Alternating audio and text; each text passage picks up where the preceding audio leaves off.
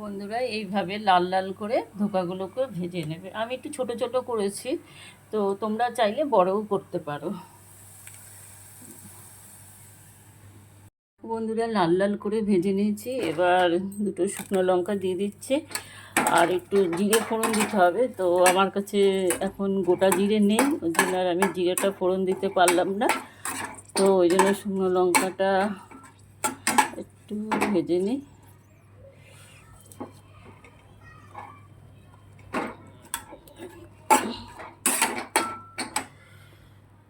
এরপরে মশলাটাকে দিয়ে দেবো। মশলাটাকে দিয়ে দেবো।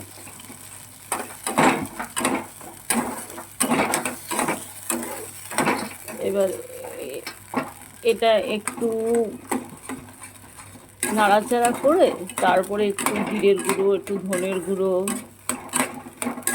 নুন, হলুদ, একটু শুকনো লঙ্কার গুঁড়ো এটার মধ্যে দিয়ে দেবো। জিরের গুঁড়ো, ধনের গুঁড়ো, হলুদের গুঁড়ো আর লঙ্কার গুঁড়ো দিয়ে দিয়েছি। এটাকে এবার ভালো করে কষাবো। কষানোর পরে তারপরে দইটাকে ফেটিয়ে দইটা দিয়ে দেবো। যখন একদম ভালো করে কষে আসবে, তেলটা যখন বেরিয়ে বেরিয়ে আসবে গা দিয়ে, তারপরে জল দিয়ে তারপরে ধোকাগুলোকে দেবো। আমরা চাইলে এর মধ্যে কস্তুরি মেথিও দিতে পারে, আমি একটু কস্তুরি মেথি দিয়ে নিয়েছি। তোমরা চাইলে এর মধ্যে কস্তুরি মেথি দিতে পারো। একটু নুন আর একটু মিষ্টি দিয়ে দিলাম।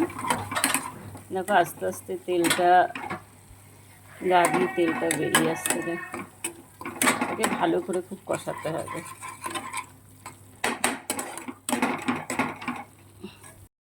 এবার দেখো আমি টক দইটা দিয়ে দেবো। টক দইটা একটুখানি ফাটিয়ে নিয়েছি মিক্সিতে, এবার আমি টক দইটা পুরোটা দিয়ে দেবো। দেখো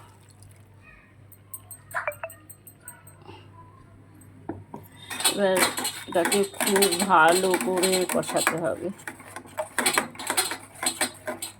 তো একদম রেডি হয়ে গেছে, দেখো তেলগুলো বেরিয়ে এসছে। দেখো এরপরে আমি জল দিয়ে দেবো।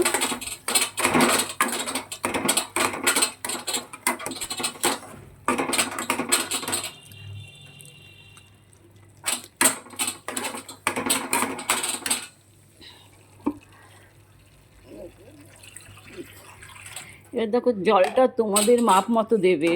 এটা কী বলতো, একটু বেশি করে জল দিতে হয়, নাহলে পুরো টেনে যায় ঝোলটাকে। তো তোমরা যে যেরকম খাবে এটা সেইভাবে জলটা দেবে। যখন ফুটে আসবে তখন এইগুলো দিয়ে দেবে, ধোকাগুলো ফুটলে পরে তারপরে এটাকে ঘি গরম মশলা দিয়ে নামিয়ে দেবো।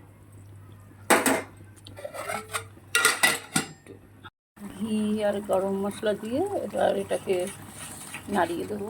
তো এটার মধ্যে তোমরা চাইলে ধনেপাতা দিতে পারো, তো আমার কাছে ধনেপাতা নেই দেখে আমি আর দিতে পারলাম না।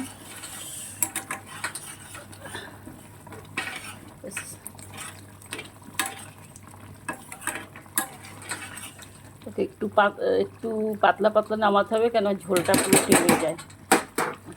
ধোকার তরকারি রেডি। কে কে খাবে চলে এসো। ধোকার সবজি রেডি, পরোটা রেডি, শশা। চলে এসো কে কে খাবে।